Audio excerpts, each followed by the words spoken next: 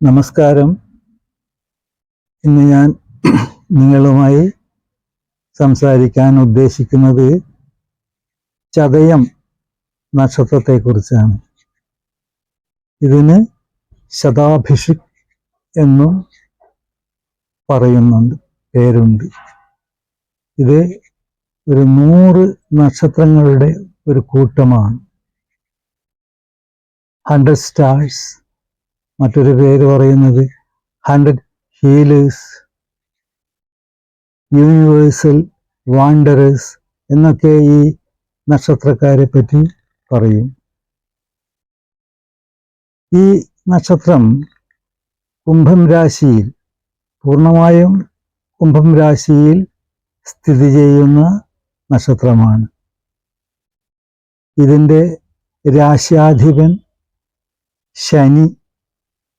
ഒപ്പം തന്നെ കുംഭം രാശിക്ക് രാഹുവിൻ്റെ സ്വാധീനം കൂടിയുണ്ട്.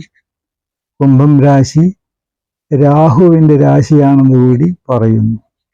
അപ്പോൾ ശനിയുടെയും രാഹുവിൻ്റെയും ചില സവിശേഷ സ്വഭാവങ്ങൾ ഈ നക്ഷത്രക്കാരിൽ കാണാം. ഒപ്പം ഈ നക്ഷത്രത്തിൻ്റെ അധിപൻ, നക്ഷത്രാധിപനും രാഹുവാണ്. രാഹു വളരെ ഡോമിനേറ്റ് ചെയ്യുന്ന ഒരു നക്ഷത്രമാണ് ചതയം. ശനിയുടെ സ്വഭാവ സ്വാധീനങ്ങൾ, പഴയ പുരാതനമായ ചിന്തകൾ, ഡിസിപ്ലിൻ, പഴമയെ മാനിക്കൽ, ഡിലേ ഉണ്ടാക്കൽ, ഇതൊക്കെ ശനിയുടെ സ്വാധീനത്തിൽ വരുന്നതാണ്.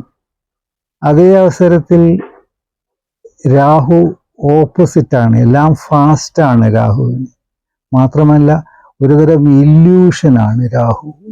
ഇല്യൂഷൻ എന്ന് പറയുന്നത്, നമ്മൾ ഇല്യൂഷൻ ഡിസപ്ഷൻ എന്നൊക്കെ പറയും രാഹുവിനെ കൊണ്ട്. ആക്ച്വലി ഡിസപ്ഷൻ അല്ല അവിടെയുള്ളത്. രാഹു ഒരു സൂപ്പർ ഇൻ്റലിജൻ്റ് ആയിട്ടുള്ള പ്ലാനറ്റാണ്. ഈ കാലത്ത് ഏറ്റവും പ്രധാനപ്പെട്ട് നമ്മൾ പ്രൊഫഷൻ സൈഡിലൊക്കെ ചിന്തിക്കുമ്പോൾ ഏറ്റവും പ്രധാനപ്പെട്ട IT മേഖലകളൊക്കെ ഭരിക്കുന്നത് രാഹുവാണ്. ഇന്നോവേഷൻ രാഹുവിൻ്റെ ഒരു വലിയ സ്വഭാവമാണ്. ഒന്നും നിലനിൽക്കുന്ന സംഭവങ്ങളിൽ രാഹു ശ്രദ്ധിക്കുകയില്ല. പുതിയ പുതിയ ആശയങ്ങൾ, പുതിയ പുതിയ കണ്ടുപിടുത്തങ്ങൾ, ടെക്നിക്കൽ ഫീൽഡുകളിലൊക്കെ ഉയർന്ന രീതിയിലുള്ള കണ്ടുപിടുത്തങ്ങൾ, ഇതൊക്കെയാണ് രാഹുവിൻ്റെ സ്വഭാവങ്ങൾ. അപ്പോൾ ഈ നക്ഷത്രക്കാർക്ക് ടെക്നിക്കൽ ഫീൽഡും റിസർച്ച് ഫീൽഡും അങ്ങനെ പല മെഡിക്കൽ ഫീൽഡും ഒക്കെ വളരെ വളരെ ഉയർന്ന രീതിയിൽ പോകാൻ സാധ്യതയുള്ളവരാണ് ഈ നക്ഷത്രക്കാർ. അത് നമ്മൾ അവിടെ നിർത്താം. നമുക്ക് ഈ നക്ഷത്രത്തിൻ്റെ മറ്റ് ഘടകങ്ങളിലേക്ക് പോകാം. ഏറ്റവും പ്രധാനപ്പെട്ട് നമ്മൾ ഒരു നക്ഷത്രത്തിനെ വിലയിരുത്തുമ്പോൾ അതിൻ്റെ ഡയറ്റിയെ ആണ് വിലയിരുത്തേണ്ടത്. ഡയറ്റിയുടെ പല സ്വഭാവങ്ങളും നമുക്ക് ഈ നക്ഷത്രക്കാരിലേക്ക് കാണാൻ കഴിയും. ഇതിൻ്റെ ഡയറ്റി വരുണനാണ്. വരുണൻ കുറേ കാര്യങ്ങളുടെ ഉടമയാണ് വരുണൻ. പ്രധാനപ്പെട്ട് വരുണൻ ഈ ആകാശത്തിൻ്റെയും സ്പേസിൻ്റെയും രാജാവാണ്. അതുപോലെ തന്നെ വരുണൻ നമ്മുടെ അപ്ഹോൾഡർ ഓഫ് യൂണിവേഴ്സൽ ട്രൂത്ത്, നമ്മുടെ പ്രപഞ്ചത്തിൻ്റെ സത്യങ്ങളെ നിലനിർത്തുന്ന ഒരു ദേവനാണ് വരുണൻ. മാത്രമല്ല ഈ സത്യത്തിനും സൽസ്വഭാവങ്ങൾക്കും നീതിക്കും വേണ്ടിയിട്ടുള്ള ഒരു പോരാട്ടം വരുണൻ നടത്തുന്നുണ്ട്. അതാരെങ്കിലും പാലിക്കാതിരുന്നാൽ അവരെ ശിക്ഷിക്കുന്ന സ്വഭാവവും വരുണനിൽ ഉണ്ട്. മൂന്നാമത് ജലത്തിൻ്റെ അധിപതിയാണ് വരുണൻ. ഇതിനൊക്കെ പുറമേ വരുണനൊരു പ്രത്യേകത കൂടെയുണ്ട്. അത് ഈ മായ എന്ന ഒരു സങ്കല്പത്തിൻ്റെ ഉടമയാണ്. കാരണം ഈ ലോകത്തിൻ്റെ നിലനിൽപ്പ് മായാകൽപിതം ആണ് എന്നാണ് വിശ്വസിക്കുന്നത്. മായയില്ലെങ്കിൽ ഈ ലോകത്ത് പല കാര്യങ്ങളും പലതും ഇല്ലാതെയാകും, പലതും ഉണ്ടാവുകയില്ല, നമുക്ക് പ്രവർത്തന ശേഷി പോലും ഉണ്ടാവുകയില്ല. എല്ലാം മായയിൽ കൂടിയാണ് നമ്മൾ ചെയ്യുന്നത്. അപ്പോൾ അതിൻ്റെ ഉടമയും വരുണനാണ്. ഇങ്ങനെ പലതരത്തിലുള്ള സ്വഭാവ സവിശേഷതകളുള്ള ഒരു ഡൈറ്റിയാണ് വരുണൻ. ഗോഡ് ഓഫ് വെൽത്ത് എന്ന് കൂടി പറയുന്നുണ്ട്. ഈ നക്ഷത്രക്കാർ വളരെ വെൽത്തി ആയിട്ടുള്ള ആൾക്കാരാകും എന്നാണ് വിശ്വസിക്കുന്നത്. പിന്നെ ഈ നിയമങ്ങൾ പ്രാവർത്തികമാക്കാൻ വളരെ ശാഠ്യം പിടിക്കുന്ന ഒരു ദേവനായതുകൊണ്ട് ഈ നക്ഷത്രക്കാർ നിയമ ഫീൽഡിൽ അഡ്വക്കേറ്റ്സായും ജഡ്ജിമാരുമായൊക്കെ പ്രവർത്തിക്കാൻ പറ്റിയ ആൾക്കാരാണ്. പിന്നെ ഈ നക്ഷത്രക്കാരുടെ ഈ സ്പേസിലുള്ള അവരുടെ ആധിപത്യം, ഈ നക്ഷത്രക്കാർക്ക് അത്തരം ഫീൽഡുകളിൽ എയറോനോട്ടിക് അല്ലെങ്കിൽ പൈലറ്റ്സ് അല്ലെങ്കിൽ ഈ റിസർച്ച്, ഈ ശൂന്യാകാശത്തെ പറ്റിയുള്ള റിസർച്ചുകളൊക്കെ ചെയ്യാൻ പറ്റിയ നക്ഷത്രം കൂടിയാണ് ചതയം. വെള്ളവുമായി വളരെ ശക്തമായ ബന്ധമുണ്ട് വരുണനും വെള്ളവും.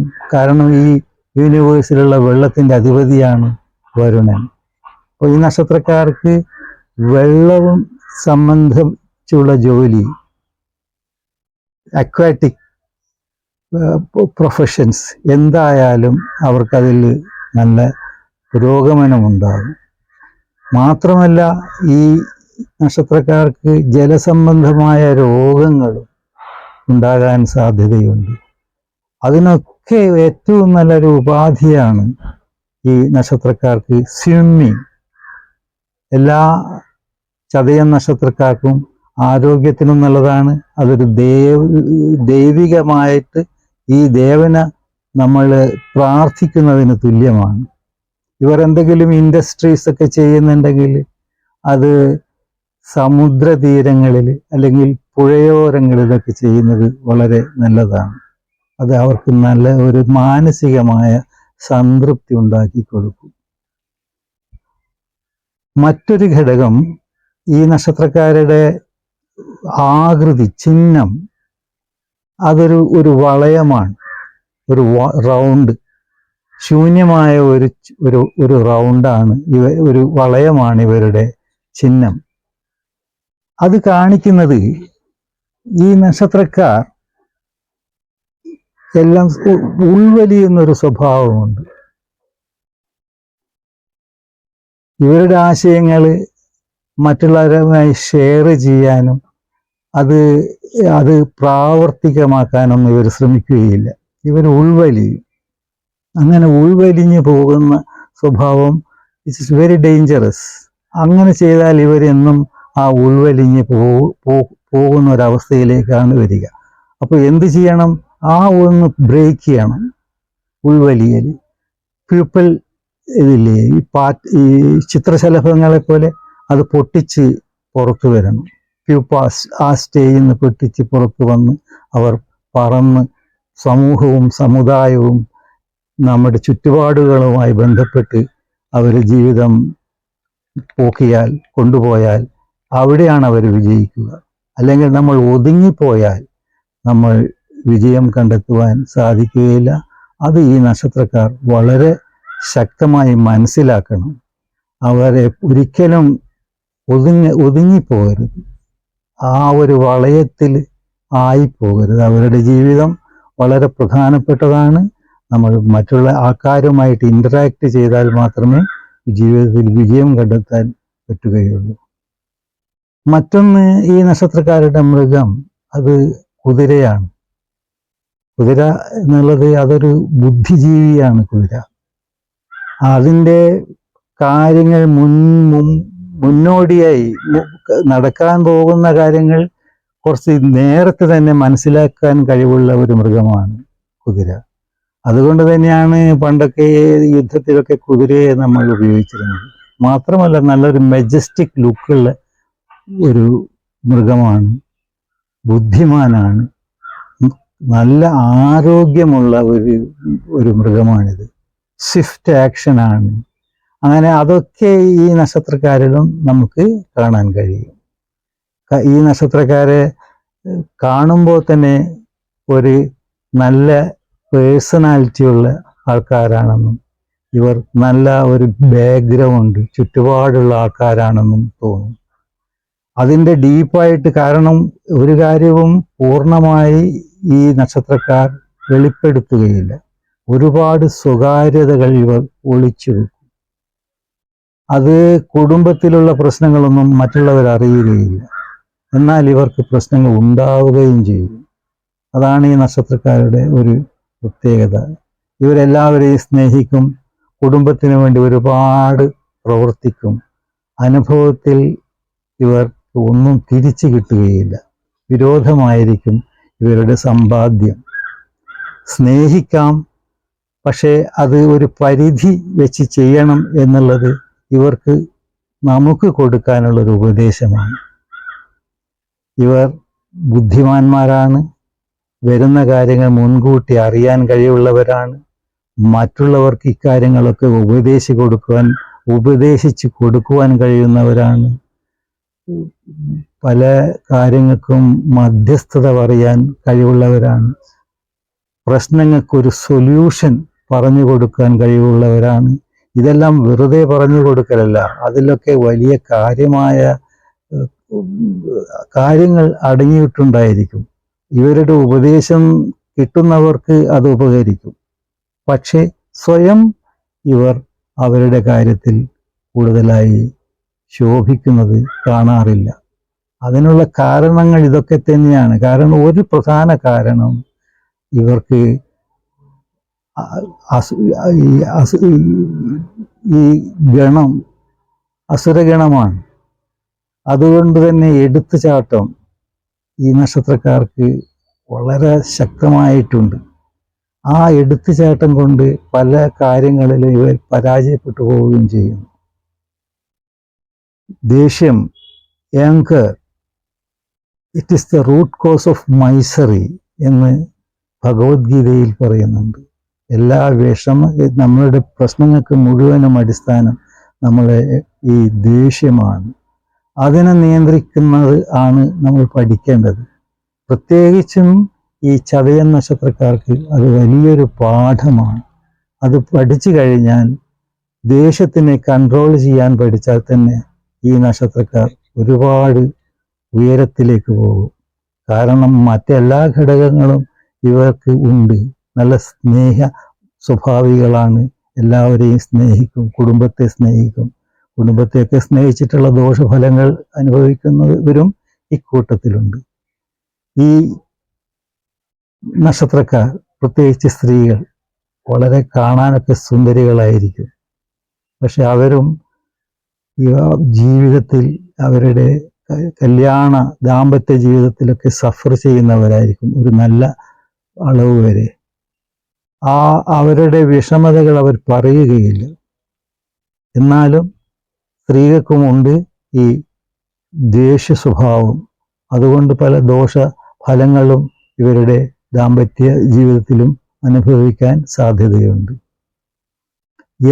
ബുദ്ധി കൊണ്ടുള്ള എല്ലാ കാര്യത്തിലും അതിനെ നമ്മൾ വേണ്ട പോലെ ചാനലൈസ് ചെയ്താൽ ഈ നക്ഷത്രക്കാർ ഉയർന്ന സ്ഥിതിയിലേക്ക് പോകും. കാരണം ഇവരെ സപ്പോർട്ട് ചെയ്യുന്നത് രാഹുവും ശനിയും ഈ ഡയറ്റിയായിട്ടുള്ള വരുണനും ഒക്കെയാണ്.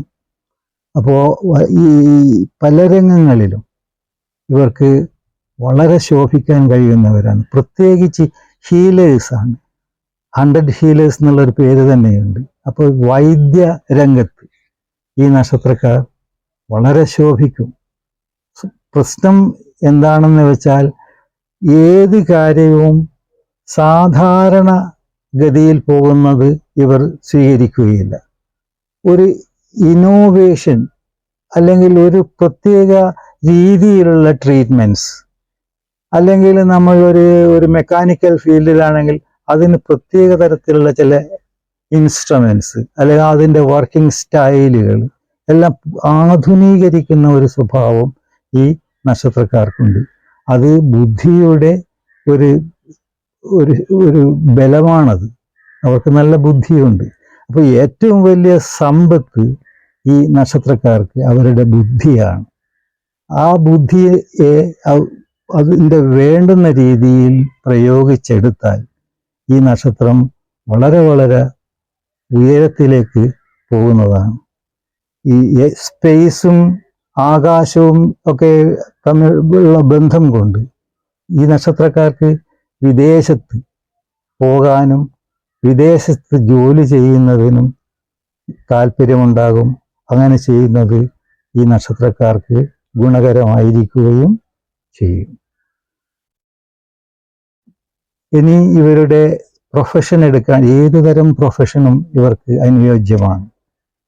എൻജിനീയറിങ്, അല്ലെങ്കിൽ ഡോക്ടേഴ്സ്, ഹീലേഴ്സ്, ഈവൻ ഈ ജലസംബന്ധമായിട്ടുള്ള ജോലികൾ, പിന്നെ ഈ ഇലക്ട്രീഷ്യൻസ്, അല്ലെങ്കിൽ പ്ലംബേഴ്സ്, എല്ലാ തരത്തിലുള്ള ജോലികൾ ചെയ്യാൻ. കാരണം ശനിയുടെയും രാഹുവിൻ്റെയും ഒക്കെ സ്വാധീനമുള്ളത് കൊണ്ട് ടെക്നീഷ്യൻസ്, എല്ലാ ജോലികളിലും ഇവർ ഉയരും. അതിനൊക്കെ സാധ്യതയുമുണ്ട്. സ്വഭാവത്തിനെ ഒന്ന് ക്രമീകരിച്ചാൽ മാത്രം മതി. എല്ലാവരോടും പെരുമാറുമ്പോൾ നമുക്ക് ആ ഡോമിനേറ്റ് ചെയ്യുന്ന ദേഷ്യത്തെ നിയന്ത്രിച്ചാൽ ഈ നക്ഷത്രക്കാർക്ക് വലിയ വലിയ ഉയർച്ചയിലേക്ക് പോകാൻ കഴിവുള്ളവരാണ്. സ്നേഹനിധികളായ നക്ഷത്രക്കാരാണ്. എല്ലാവർക്കും ഉപകാരം ചെയ്യുന്നവരാണ്. എല്ലാവർക്കും ഉപദേശിക്കുന്നവരാണ്. അവരുടെ ഉയർച്ചയും അവർ ഉയർന്നു വന്നാൽ ഒരു സമൂഹം തന്നെ ഉയർന്നു വരും എന്നാണ് വിശ്വസിക്കുന്നത്. വേറെ കൂടുതലായി പറയുന്നില്ല. തൽക്കാലം ഇത്രമാത്രം.